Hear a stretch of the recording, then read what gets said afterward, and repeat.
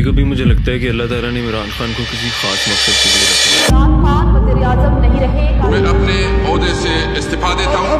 मुस्तफी होने का ऐलान कर रहे हैं। अगर हम उनकी जिंदगी पे नजर डालें तो हमें साफ साफ दिखता है कि उन्होंने एक लंबी कठिन और जद्दोजहद के बाद ये मुकाम हासिल किया है। ये भी तो मुमकिन था कि वो थोड़ी सी मेहनत करके सियासत में आ जाते, वो फौज के साथ मिल जाते या सियासी हलकों के साथ मिलकर हुकूमत बना लेते, लेकिन उन्होंने ऐसा नहीं किया। इमरान खान ने अपनी जिंदगी के तकरीबन 22 साल खालिस्तान सियासी जद्दोजहद में गुजारे, और वो जद्दोजहद भी ऐसी थी कि उसमें वो बिल्कुल अकेले खड़े थे। उन्होंने मुखालफत बर्दाश्त की, तनकीद बर्दाश्त की, लेकिन उन्होंने अपनी राह नहीं बदली। इमरान खान की शख्सियत का एक खास पहलू ये था कि वो गैर जरूरी लोगों की बातों का जवाब देना जरूरी नहीं समझते थे। उनका एक अलग अंदाज था, उनका एक अलग से लाइफ स्टाइल था, उनका एक ऑरा था। वो अपने आप से मुतमईन थे। वो समझते थे कि लोग अभी मेरी सोच को समझने की सतह तक नहीं पहुंचे, और अगर अल्लाह ने आज उनको मजीद कैदोबंद की सोबत में डाला हुआ है तो हो सकता है ये उनके लिए एक और आजमाइश हो। अल्लाह ने उनको किसी बड़े मकसद के लिए तैयार करना हो, क्योंकि ये जो वक्त चल रहा है ना, ये बड़े ही फितनों का दौर है, जिसको हम तजाली दौर भी कहते हैं। हमने अहादीस में पढ़ा हुआ है कि इस दौर में कई अरब ममालिक जो है ना, वो जवाल का शिकार हो जाएंगे, और खुरासान के इलाके से एक लश्कर निकलेगा जिसके हाथों में स्याह झंडे होंगे और उनको कोई रोक नहीं सकेगा। डॉक्टर इसरार अहमद रहमतुल्लाह अलैह अक्सर कहा करते थे कि उससे पहले इस खित्ते को मजबूत होना है, पाकिस्तान और अफगानिस्तान को मजबूत होना है, क्योंकि जाहिर बात है किसी मजबूत क़यादत के बगैर लश्कर तो नहीं निकलेगा, तो उसके लिए इस खित्ते को मजबूत होना जरूरी है। अक्सर आप लोगों ने सुना होगा कि इमरान खान अपनी तकारीर में रियासत मदीना की बात करते थे। हो सकता है ये उसी तरफ कोई कदम